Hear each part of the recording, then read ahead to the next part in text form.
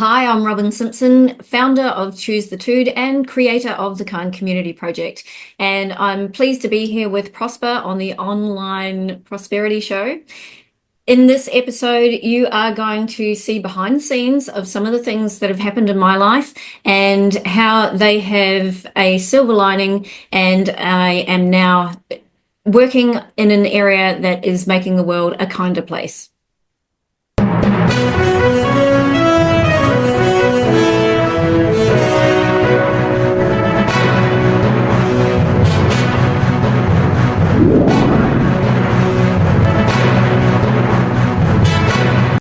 Now, hello and welcome to yet another exciting episode of the Online Prosperity Show, the #1 place where you find exclusive content about creating a kinder and more resilient life and business. I'm your host, Prosper Taruvinga, and today we've got a guest who might just be the reason your workplace, your family, or even your own mind starts being a lot kinder to itself. Now, Robyn, how are you doing today? I'm great, thank you, Prosper. It's a pleasure to be here, and can't wait to see where this conversation goes.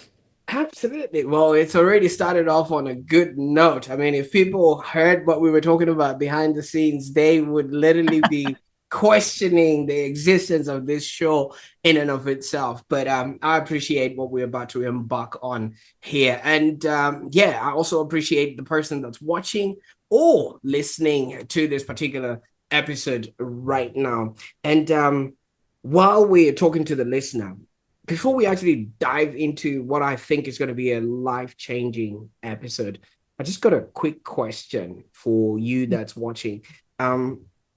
Have you ever given a name to a problem or anything that might be giving you, a hard time or sleepless nights in your life, just to make it easy to deal with? Our guest today did exactly that, and I can't wait until you hear how she actually named her cancer. And it's something that's going to be so remarkable that you might actually find a way to tame all the other problems that might be coming through. Maybe you have a bad roommate, or maybe you have bad bills that are just coming through. If you just name it, you can actually tame it. And that's one of the biggest lessons that I think we're going to be getting from this call. And as we've already established, we're speaking to Robyn Simpson, the powerhouse behind Choose the Tude and the Kind Community project. And if you think kindness is some fluffy, maybe nice to have, feel good word that is just being thrown around, I think Robyn's story will actually prove that kindness is actually a survival skill. All right. So the kinder you are, the world will actually throw you a bone and help you do and have a happier existence. So as we're going to establish, she faced a mortality not only once, but twice. And she walked away from a dream corporate career that was literally killing her. And now she's built a global movement.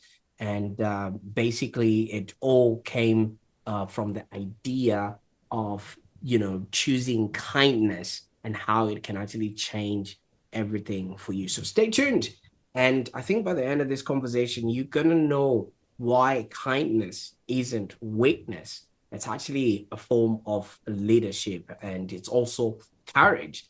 And, that it will actually either make or break the business that you're in right now. So if you ever struggled with burnout, bullying, or pressure of everything and everyone, I just lost a nail and an eyelash today, and I'm not sure how I'm gonna go through today. So I think this episode is for both of us. I really needed this, and maybe I just need to be a little bit kinder to myself. Now, Robyn, I could go on, and I know you're just being kind, letting me waffle and things of that nature. But this is not about me. This is about you.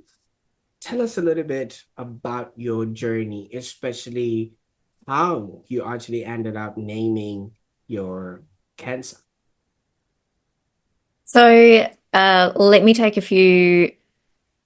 let's start from a while back. Okay, so I have had my own businesses for donkey's years, decades in fact. But I was always in a profession that I really wasn't overly passionate about, which was marketing. And no offense, Prosper, because you do an amazing job of it. For me, it was never really my passion, but I was good at it. And so, decades and decades of doing something that I really wasn't passionate about. And so when I moved to the Sunshine Coast, I had two young children. We moved to a location where the internet was so bad that I couldn't run my business. I had a team of 23 remote workers. This is well before COVID, way before COVID. And we were located in various different countries, different parts of Australia, and our clients were also in different countries and things. So being able to have decent internet was a really big part of being able to service the clients. But I kind of saw that as, after 20 something years of doing that business, I sort of went, well, maybe this is a sign I need to just take a step back and do something different. So I did, and I ventured into the corporate world. So you've mentioned that. Now, the corporate world, this is the second time I've been in the corporate world, in senior management positions. And look, it's not good for me, put it that way. No disrespect to the company that I was with, but I think part of this is me taking personal responsibility for the way that my work ethics. But I think one of the biggest lessons I learned, so basically the short story is that I was in a very high pressure role for 4.5 years, and the stress and the cortisol that's released over that period of time physically damaged me. And there's a lot of science to prove that prolonged stress does damage us, whether it's physically damaging the brain or physically damaging parts of our body and creating disease, that kind of thing. In my case, it was very much the disease. So now, again, I'm taking personal responsibility for this because I allowed myself to undergo that amount of pressure for such a long time. And what I would like to say is, I've got a business called Choose the Tude. So when I removed myself from that organization, I reinstated my business, Choose the Tude, which is all about taking personal responsibility, making choices. And so that was about, I needed to take care of myself. Now, this is something that in my upbringing, and I'm quite a bit older than you, Prosper, in my upbringing, my day and age, self-care was seen as selfish. And one of the messages I want to give to business people out there is self-care is definitely not selfish. It is service to others. You can't take care of others unless you can take care of yourself. And I really learnt that lesson when I got cancer. And so because I couldn't look after my family, the tables were turned. I had to rely on them to look after me. And that was a big lesson. But the effects of all of that were massive, but I do know enough because my business is Choose the Tude, which is all about personal responsibility. I've researched neuroscience, psychology, human development, those sorts of things. And so I fully understand the impact of negative thoughts on the brain that increase cortisol. So what happens is we have an amygdala, which is a part of the brain that is responsible for fight, flight, freeze. Now, as human beings, we need that, but we don't need it. We weren't designed to have that activated chronically, meaning constantly. So unfortunately, with the high pressures of life, work, those sorts of things in our modern world, the reason we're seeing so many people burn out or have, get these diseases is because our cortisol levels are activated and they're constantly on. So we're damaging our brains, we're damaging our bodies with this neurochemical. So we need to find ways to calm that down. So coming back to your question around the, naming Boris. So I had a cancer. It was kidney cancer. It was actually two different types of kidney cancer, very rare. Thankfully, it was contained to my kidney. It hadn't quite got out into the rest of my body. But as you can imagine, being told that you've got cancer and going through the whole process of all of that is highly stressful. However, I already knew that the reason I had it was because of stress as well, or a lot of the reason that I had it was because of stress. So I wanted to be able to calm the things that were going on in my head, settle down that amygdala so that I wasn't in what they call amygdala hijack, which is where all you can focus on is the stress. And I really needed to get back to homeostasis, which is your baseline of being calm and rested and that sort of thing. So that's what humans are meant to do, is be in homeostasis. It's supposed to be just the odd occasion that we spike for survival reasons to go into amygdala hijack. So so basically, I started to. I guess the way that I deal with things is humor. And you mentioned name it to tame it. In a way, I did that. I named it. I called it Boris because it was a Bosniak cyst is what they were calling it. So Boris the Bosniac, he never became my friend, I've got to say. However, by naming Boris, it gave me a way to talk about it with my children because they were still quite young. And also a way for me to sort of go, okay, so this I'm treating it as a thing, not as part of me. I'm treating it as a thing. And I started to make little jokes about, I want to boot Boris, give Boris the boot, that kind of thing. And it made it easier for me to talk about. I would rather use the word Boris than cancer. Absolutely. And thank you so much for opening us up with that, because what that does is it just really does shed a bit of light into the person you've become, and also the attitude you actually are choosing, in your day-to-day life. But let's just go back a little bit to the corporate days where you were running your business with all these staff members, 23 remote people, and obviously, international appeal and things of that nature. That must have been even stressier, if that's even a word, than you working in a space where everything is done for you, because dealing with 23 people from different countries and things of that nature. I mean, shout out to my team that does all this show stuff, but that would have been a lot back in the time when it was not even normal yet. It was a lot. It was, but I don't feel it was more stressful than the corporate world. And the reason I say that is because I was in control, most of it. Of the things that I could be in control of, I was in control of them. I could make the decisions. I could employ people. I could choose the clients that we were working with. Whereas in the corporate world, a lot of that control is taken away from you and things are dictated to you. So for me, and I, it may be different for different people. There's definitely some great things about being employed by somebody else. You get your salary and you don't have to worry about putting the food on the table for your 23 staff. All of those sorts of pressures, because I did feel that pressure when I had my own business.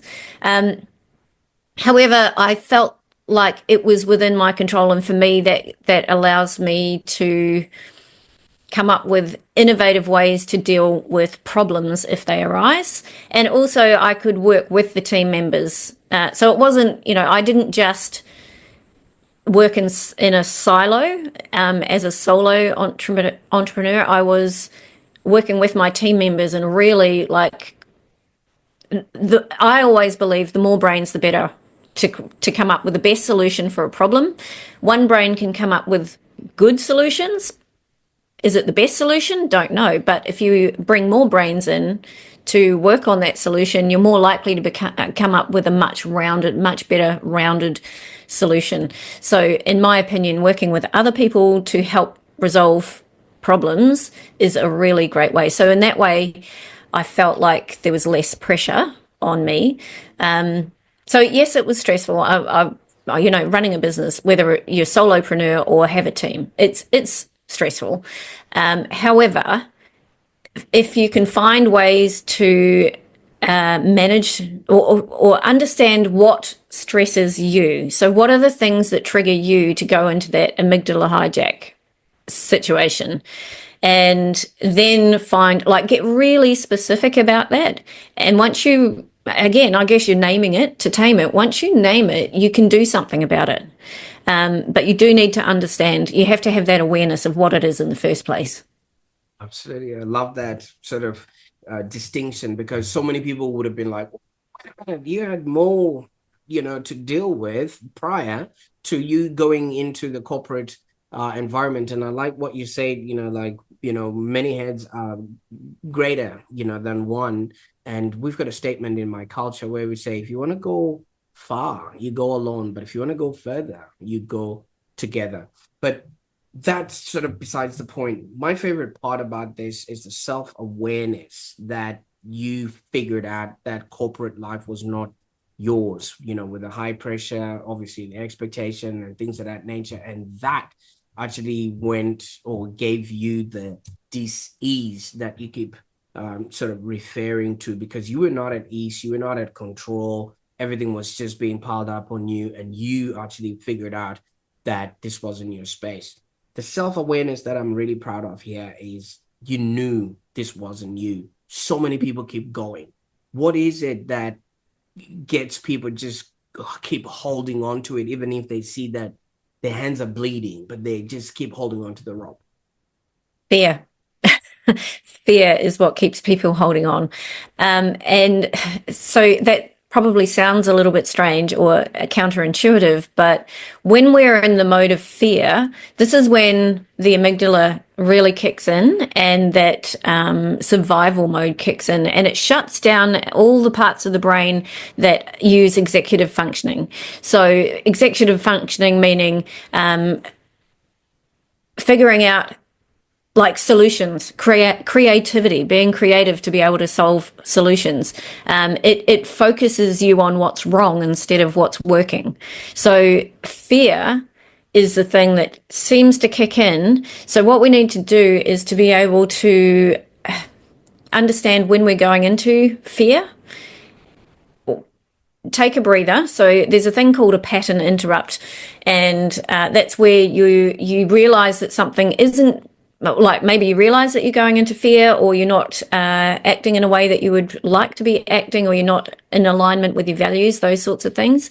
Maybe you're being reactive instead of responsive. So reactive meaning you just, you're not thinking about it, it's just coming out. Whereas responsive is when you take that moment and you actually choose your response.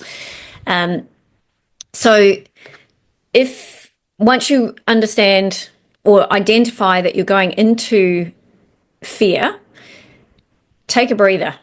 So this is where the awareness comes in. You need to be aware that that is happening in the first place in order to be able to take a breather and stop. Okay, it can be a millisecond, it can be 1 second, it can be a minute. The longer the better, because that gives you more time to calm down what's going on in the neurochemicals of the brain and get you back to that baseline of homeostasis. So the ultimate outcome here is that you calm yourself down. You can then think logically. You can get creative. You can problem solve and use those executive functions to solve the problem and change what's happening. So that was a long answer for basically interrupt the pattern. As soon as you know that something like that is happening, interrupt the pattern.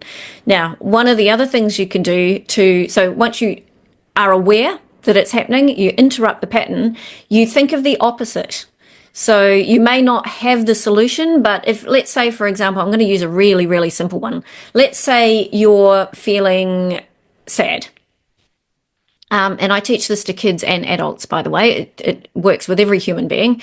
Let's say you notice that you're feeling sad. So if you want to interrupt that pattern, then you go, okay, I understand I'm feeling sad. This is maybe what triggered it. But what I want to do is quickly flip into what's the opposite of sad. Now, it could be different for different people, but the obvious answer is happy. So then the next thing to do is to go, okay, when was I last feeling happy, or when was a time where I really felt happy? And what we're doing is we're flipping our brain into the positive, so away from the negative into the positive, and then by really digging into the feelings and the memories of those sorts of things, that changes the neurochemicals in the brain to release oxytocin and serotonins and all the good things, dopamine, that kind of stuff. So then that is what calms us back down to that homeostasis. And it also starts to build, like the more we can focus on the positive, it starts to build those positive neural pathways, which then helps us make that become a habit. So it makes it easier the next time you do it. And it's about repeat, repeat, repeat. Just do this over and over and over. It soon becomes a part of who you are. Love that. And thank you so much for introducing us to the concept of pattern interrupts, because so many people just have a system of responding to life and dealing with problems, and it's just something that they don't even know where it's coming from, and they haven't questioned the responses, and that then just sort of creates that imbalance that people start receiving. But I was quite excited with the whole doing the opposite thing. I don't know if you've watched Seinfeld, and there's a whole season, there's a whole episode of George doing exactly the opposite of everything that he's normally done. He orders a different lunch and he introduces himself as, "Hi, I'm George, I'm unemployed." And then the woman says, "That's fine, let's go and have dinner." And he's like, "Oh, what?" And it worked. So I can only, just refer people to that episode alone, just doing the complete episode of how you normally do everything, because so many people just live in a straight line, go to kinder, high school, and then they, just go to university, get married, get a job. There's nothing that changes their life. Everything is just as it's supposed to be, with no pattern interrupt, or maybe doing the opposite. And speaking of, it's always, people are always doing what they've always done. One of the things that you mentioned was that in your upbringing, they, looking after yourself and self-care was something that was sort of shunned upon or not favorably looked upon. But I don't know if the people in your time had been flying, because the very first thing that an air hostess tells you when you get on a plane is put your mask on first. And I think that's like a life lesson in and of itself, to take care of yourself so that you'll be able to, in your case, look after your kids and things of that nature. Funny you pick up on that, because actually my parents, so I'm one of 5 children, come from a very humble upbringing, and my parents were extremely hard workers. But it was back in the day when women in particular, and I am generalizing, but it was the fact back then, where women needed to stay home. The husband went out and worked. So the mother was the one looking after the kids. And there was no self-care when you've got 5 children to look after and a husband and a household. So, yeah, and look, she learned, I talk about a thing called legacy parenting. So legacy parenting is I parent the way I learned from my parents, the way they parent. They learned from their parents, the way they parent, and so on and so forth. So on and so forth, back through the generations. Now, there are some amazing things that have been passed down through the generations, but there are also some struggles and some real challenges that have been passed down, and some ways of doing things that these days we know probably don't work that well. So, and also, I've got a 10-year-old and a 12-year-old at time of recording, and my children are 3 generations removed from me. I was an old mum when I started having kids, and I just kind of, I have no reference for bringing children up in a digital world. They're digital natives. I wasn't. There was no mobile phones when I was a kid. There was no internet. So I didn't have that frame of reference from legacy parenting, because my mother and father didn't have to worry about that because it wasn't a thing. So there's a whole generation of parents going through at the moment that are in the same boat as me, where there's no reference to how to parent. But there's this thing about like legacy parenting, take the good stuff from what from your upbringing. Take the good stuff from your parents because they would have taught you some really great stuff. And then the other stuff, just question it. Question, is it relevant these days? Is it useful these days? Is it really, we've got so much more information, science. Yes, there's technology. Technology can be used in a really great way. And, we'll hopefully touch on the Heart Hands for Kindness campaign because there's a reason I have done that campaign, and it's to change the algorithms or teach the algorithms empathy and kindness. Because at the moment we have a whole group of people coming through, young generations, not just this one, but the ones following after that as well, that are digital natives, and they are, I guess we, as humans, this is new territory with the AI side of things, and we don't really know what kind of impact that's going to have. And so I've been digging into that and researching that because it's got a lot to do with what the content that you put into your mind.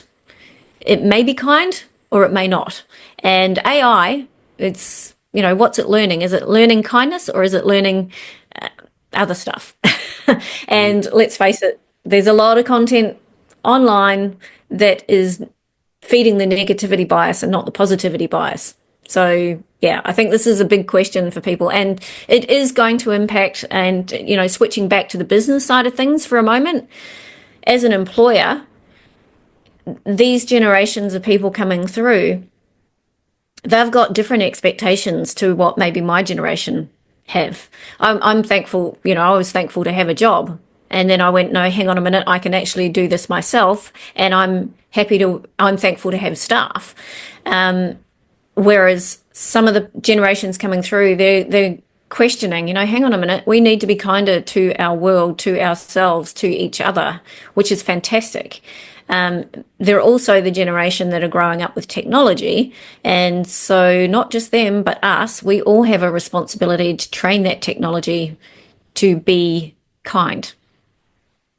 Absolutely. And I think you really have your work cut out for you, because I was talking to ChatGPT the other day, and it actually snapped at me. So I don't know how to deal with that now. I can't Yep. even go back on there.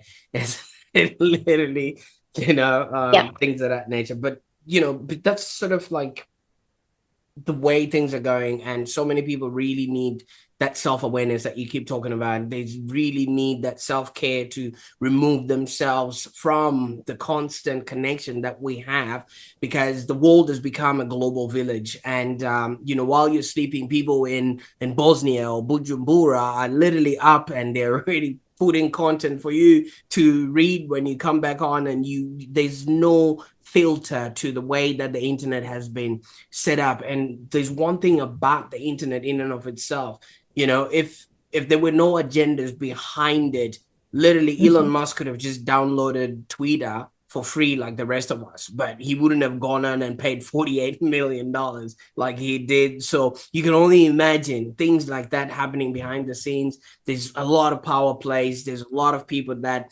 really have other ideas, instead of you just liking, commenting, and tweeting and thinking that that's what you're supposed to. And yeah, I feel for the next generations, and you've given them a really good name. Digital. What do you call them? Digital natives. Digital That's not my natives. name. I was gonna say That's what I, digital. yeah. Yeah, I was gonna say Digital digital natives. nomads. Well, I think you and I are maybe internet explorers. We were on the outside. We were exploring the internet, and then coming back home to our single phone and our dial-up.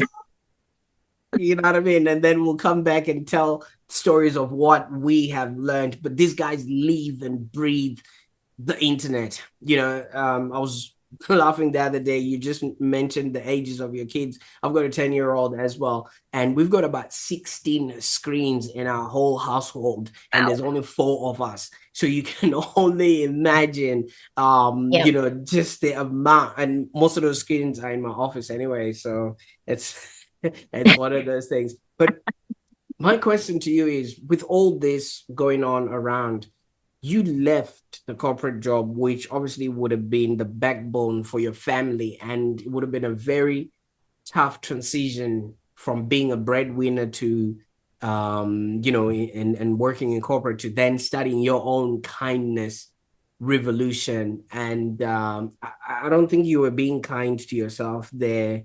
Um, Well, let me put it this way, Prosper. If I had stayed, I wouldn't be here now. And again, I am not pointing the finger at that company. I am just saying that prolonged stress is a killer. And if I had stayed under that much pressure, I definitely wouldn't be here today. So I think I was being kind to myself. Yes, there was and look, again, I already mentioned earlier on that for me, being in control of my own destiny is actually one of those things that brings me back to homeostasis. So it's not for everyone. I understand that. So this is very, it's horses for courses, I guess. And this is where the self-awareness comes back into it, is you need to be consciously aware of what is good for you, what is happy and healthy for you. For me, the corporate world was not. However, it's the silver lining, and the silver lining of Boris as well is that the KindCommunity project was started. And that started partially as therapy for myself, but also because my daughter was being bullied severely at the age of 5. And I was disgusted at how our society had got to such a state. And so I started digging into the research around that, and unfortunately found that our government, and not only ours, but all across the world, most of the countries in the world do not spend money on true prevention of social diseases like bullying and loneliness and suicide. There's trillions of dollars being spent on treatment, not true prevention. Now, I won't get into that debate because there's a whole different rabbit hole there. However, at surface level, I just went, okay, well, I can complain about this and nothing changes, or I can do something about it. And so I started the KindCommunity project, and it was around about that time that I found out that I had cancer. And so I started to use it as my own therapy as well, to keep putting that positive content into my mind, to build those neural pathways, to build those habits and autonomic attitudes to be positive rather than focus on the negative. And that's where that came from. Absolutely, Robyn. And just listening to you, it sounds like reading off of a scientific paper, that because you've done the work, you've done the research, and it now just comes naturally to you. But you did mention there's not much that is done for the prevention. Dare I say that prisons are now a private business. So you can only imagine there's profit in making sure that there's the product out there, you know what I mean? So you started the KindCommunity project, and it really sounds incredible. I know you've been working at this, but for somebody who's listening to this and is hearing it for the very first time, what is it and how can people get involved? Okay, so the KindCommunity project is actually a platform. It's a platform that is for people who want to do kind collaborations to make the world a kinder place. So I've done a number of collaborations. One is called the Courageous Kindness Program, which is focused on workplaces and really digging into the brain science, the systems, fixing systems that create pressure on people, and the people themselves, and that whole, as we've been talking about today, all the area that I work in. So there's nothing like that out there. And I feel like we should have known this stuff decades ago, and then we wouldn't have the problems that we've got today.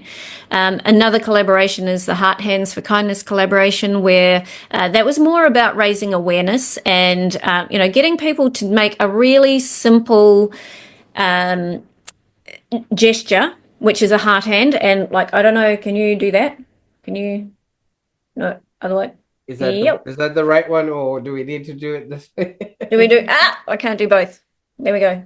We can work that out. There we go. Got it. There. So connecting. So key parts to this is that you actually connect with someone else to create that heart. You can do it on your own if If it's just you, that's fine.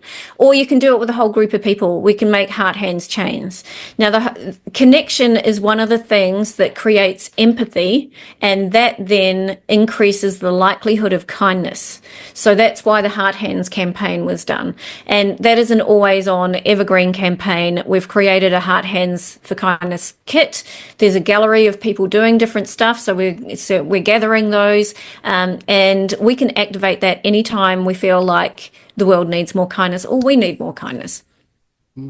Absolutely. And I mean, definitely, we've just done that. And I can only imagine, the impact of passing that on to most people. What would be the best way that people can actually get involved in this Art Hands initiative? Well, I would say go to choosethetude.com. And on there, on our landing page, we have the Heart Hands for Kindness campaign and the other things that we do. Just simply click on the tile that has Heart Hands for Kindness, and that will take you to the gallery. And you can also reach out to me, and I can send more information. But choosethetude.com is where you'll find everything. And yeah, I'm more than happy to talk about it, share the kit. We're working with schools now. We've had a school in York, Pennsylvania do it. We're working with my daughter's high school at the moment, and reaching out to a bunch of other schools and workplaces and communities, and there's all sorts of people getting involved. But in our first 5 days of doing that activation, we engaged over 100,000 people across the world to do it. Now, there's a key reason that worked, or one of the key reasons that worked, is kind collaborations. And so I'm going to loop back to the Kind Community project. If anyone out there is looking to truly collaborate to make the world a kinder place, then the Kind Community project is we're opening our doors to you. And so collaboration is where we can, you mentioned it before, if you go alone, you get so far, but if you want to go further, you go together. And same thing with the Kind collaborations and the Kind Community project, is do it together and the impact is tenfold. Absolutely. And thank you so much. I'll definitely make sure that all those links are in the show notes so that people can Thank you. get started on their own little kindness projects and also joining the community. Now, have you ever heard of a concept called Ubuntu?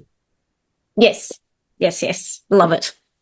While you're speaking about this, it just has a few resonance to that. I don't know if maybe you can maybe comment to that a little bit, or am I a little bit biased because we were brought up in a world where everybody's just expected to be kind to another? Well, it's interesting. I wish I was brought up in that world. Um, and ironically, I was, because you were brought up in that world and we're in the same world. So in some way, shape or form, we were both brought up in that world. And, going back to the neuroscience of, human beings were actually created to be, and our nervous systems, so I'm talking about neuroscience again, our nervous systems were actually created to be calm, content, and caring and connected. So, that, imagine if the world was like that all the time, but that's what we were designed for. That's what our nervous systems were designed for. So Ubuntu is really fascinating because it's about, and I'm not going to get this 100% correct, but from a conceptual point of view, it's about planting a seed so that the people beyond you can reap the benefits and enjoy the shade. And so it's about service to others. It's about, do something today. Well, I have a saying, what we do today matters tomorrow. Now, you can choose to do something positive and something that makes the world a kinder place, or the opposite. And so, at the end of the day, it's really simple. It's a choice. Absolutely. And yeah, I just wish so many people would have that sort of philosophy, because you're right, the world would definitely become a kinder place. But if we're looking, like you said, okay, you did distinguish the worlds and you did say they are the same. But if you would look at it in this particular lens, the first world has already started the capitalistic sort of way zero-sum game. You win, I lose, I win, you lose, type setup. Competition. And there's a whole lot of competition and dog eat dog kind of, statements, and things of that nature. And while we're at it, tall poppy comes in, you don't have to be too big, too fast, and all those things. But you said to me earlier, success isn't about bank balances. It's about making the world kinder. If somebody's watching this and they have that mindset of, yeah, all right, we'll do that when the time comes around. How does somebody balance when then the bills show up and they need to be paid? And can business and kindness really coexist? Yeah, I think they can. I really do believe they can. So how can you balance that? And I get it. There's the whole, you have needs. So we have needs. We are living in a first world country, and therefore we have this commercialism around us, and that has created a level of need that is beyond a lot of people's capability at the moment, unfortunately, which is creating the stress, which is creating extra disease. It's just exacerbating the problem, right? It spirals out of control. So where I believe that, there's part of it is an individual thing. So this is where, we need to take care of ourselves. We need to look after the basic needs that we have. And you can you can look at Maslow's hierarchy of needs. I'd look at the revised version, the more up-to-date version, because it has evolved. Or you could look at, the basic human psychological needs as well, and sort of make some determinations from that. But I feel like at the end of the day, self-awareness is a big one. And then being able to take a moment to choose what's right for you. Now, that does take courage, right? So, and this is where we have built that program, Courageous Kindness, and we call it that specifically because you need to have the courage to be kind. Now, that also applies at home, at school, in the community. There are so many times when kindness requires courage. And you mentioned it right at the beginning that kindness can seem fluffy and soft. It absolutely is not. Probably 80% of the time, you need courage to be kind. And one of the reasons I do what I do is because I would like kindness to be the go-to default way that people interact instead of from fear. And the commercial world has created a lot of fear. But I guess, it's not going to be as simple. Well, ironically, the solution is simple. It's not necessarily easy. And yes, it takes time, commitment, dedication, repeated choices, repeated action, and that courage to stand up and do what's right for you. You need to understand your values to really be in line with this. And this is where kindness as a value in companies can make a massive difference. Now, there's a whole lot of different things that can work in a company to really embed kindness, not just as a tick the box exercise, but as an embedded living value that will make life at work much easier, which then spreads out to life at home, which spreads out to life in the community. So instead of it spiraling out of control that way, we start to get it back into line. I quite like that, Robyn, because most of the richest people that I know, all they have is money. And so many of those people, they could, yes, have all the money in the world, but they haven't really discovered themselves and they're not at peace. And when you find that sort of peace or that freedom, I literally believe, I've just looked at the new updated Maslow's hierarchy of needs, self-transcendence. I think that should now be an aspiration for so many people because we've figured out making money and we've figured out, I'm going to say this with utmost love and respect, that all the things, a lot of them that we do for money are actually non-essential for human survival. Because if you look at how we survived the last 5 years and nobody was needed to be pushing the papers that they're burning out on right now, I have prefaced that I'm saying this with utmost love and respect, and nobody needed that. So we were joking around and saying, first responders, and we're saying, well, it's their number and everything else. Those were the people that were needed. And if people can really find, how can you be kind? How can you literally be of help to someone, without And expecting anything in return?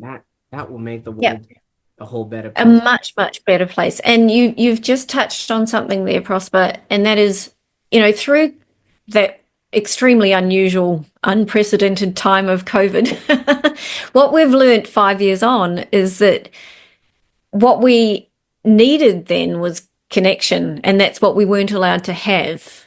Hmm. And so the connection has really, or the lack of connection has sort of evolved into, or it's become very clear that without that connection, mental health problems start to arise. Mm, So interesting that we've got, I mean, a silver lining to me of COVID is that there is now a massive spotlight on mental health. It was kind of there beforehand, but not really. It's been elevated like yeah. exponentially since COVID, which is great. Now, what we need to do is make sure it's not just talking about it and it's not just treating it, it's preventing it. What are we doing to prevent it? And that's what the Kind Community Project is all about. That is what, why I encourage people to collaborate for kindness and work out how we truly prevent things like bullying, loneliness, suicide, any of those things. Anything that's, I mean, we need some level of stress, but we don't need prolonged chronic stress. We need solutions for that. Absolutely. Absolutely. Now, Robyn, you see, we can talk for ages. I mean, we've been talking since 10 years ago and we haven't Yeah. stopped. So you can only imagine, but I really love what you've become and who you are becoming, and Thank that you. whole ripple effect that you're creating and things of that nature. But you introduced us to a younger Robyn who obviously was hustling in marketing, and way to go to dig at my job. I feed my kids. I love your job. I just don't want to be doing it. So you are obviously immersed in that toxic role. Yeah, that's the reason why I said earlier on, this is me working right now. I wanted you to see that I'm enjoying my my work, but obviously that's a story for another day. So young Robyn was in that toxic role, and no hope in sight. And just like anybody else, there could be a lot of younger Robyns out there who might be stuck in a toxic situation. It could be work, relationships, even just their own mindset. Because usually, yes, we are free, but most of the captivity is in our own minds and in our own mindset. So what could be the one Absolutely. step? What could be the one step that they could maybe take today to choose the Tude and start creating a kinder life for themselves? Because fish don't see the water that they swim in, and neither can Mm. people see the air that they breathe. Well, yeah, great point. And you kind of took the words out of my mouth. I was going to say, choose your Tude. Become aware of the attitudes, become aware of the triggers, become aware of what it is that you value and what you really want to achieve in life. So, awareness is a big thing. And then choose things that are going to help you get there. So, awareness, Mm, choice, personal responsibility to make those choices, and personal responsibility to become aware. and Self awareness. I feel like ownership as well, because once you're aware, you Yeah. don't want to lay the blame on somebody else. Oh, no, And no, no. That's the personal responsibility side of things. It's about, yeah. So I guess, yes, ownership is another way of saying that. The whole point of Choose the Tude when I first started it, and actually, this is my second version of Choose the Tude. I first started it about 30 years ago. And then, and now, it's all about taking responsibility, personal responsibility for your choices. The choices that got you to where you are today and the choices that are going to get you to where you want to go. I love that. And let's just have a quick check-in with everybody that's watching. Thank you so much for tuning into the Online Prosperity Show. I know these topics, might get personal here and there, but I just wanted to ask, have you ever had to walk away from something that might have looked seemingly good on paper, but was actually eating you inside? Let us know in the comments if you've been there.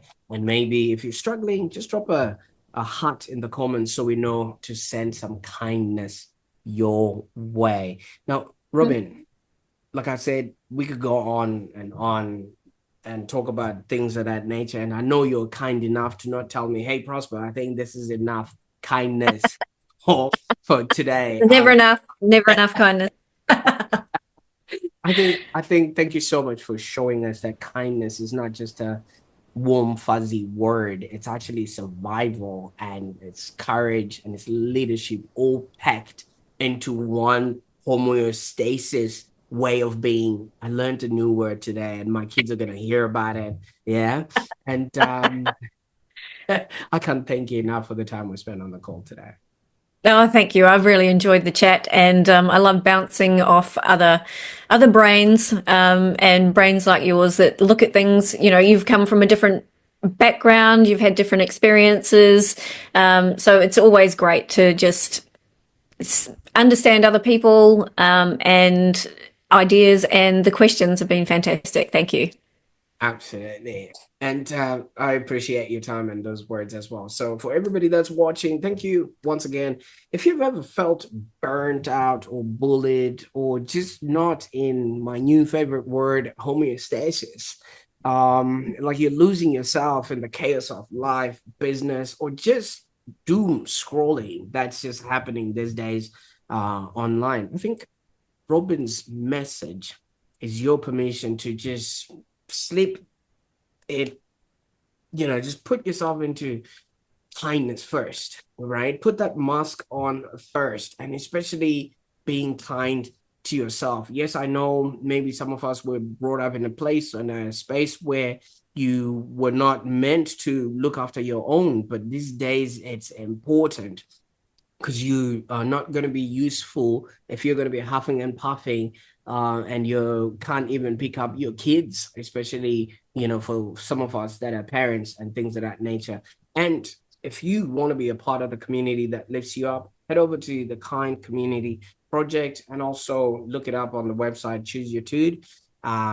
Choose the Tude, sorry, and you'll find everything that you need to start building a kinder life, business, and relationships around you. I mean, because you can't do well if you don't feel well, and wellness really starts with your environment, your mindset, and everything else that comes along with it. All those trips to the doctor can actually be stopped if you actually just choose the attitude that you want to step into the world like that. And all those links are going to be below this video for you to choose. And yeah, I think maybe just be kind enough and share this video with somebody who might be going through stuff. They might actually appreciate it a whole lot more than anything else. I can't thank you enough for the time that we spent on the call today. Until next time, remember, kindness is a choice. And sometimes it's actually the bravest choice that you could ever make. Bye for now.